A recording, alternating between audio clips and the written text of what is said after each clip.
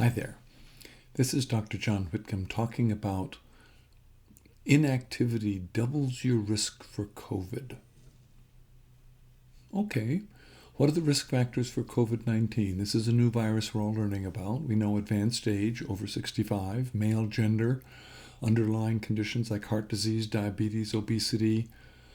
Well, all those risk factors are also caused by, or in part by, inactivity.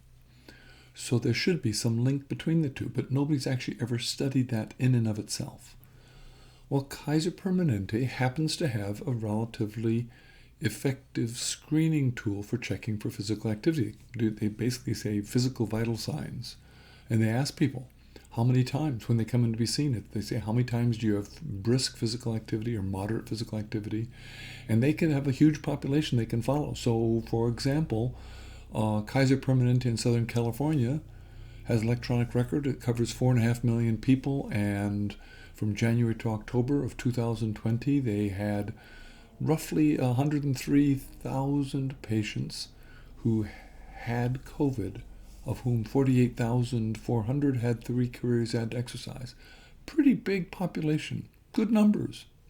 So that would give you some data. And what did they find? Being consistently inactive increased your risk of hospitalization 2.2-fold. Wow. And at some activity, 1.89-fold.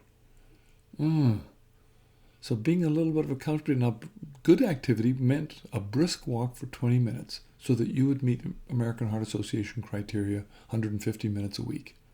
Okay, that's pretty good. But those who were regularly inactive had greater odds of being hospitalized 1.2 times over those who at least even had some activity. Simple conclusion, the numbers may be quibbled about with other studies, they'll be the same, but roughly in the range of physical inactivity roughly doubles your risk of COVID.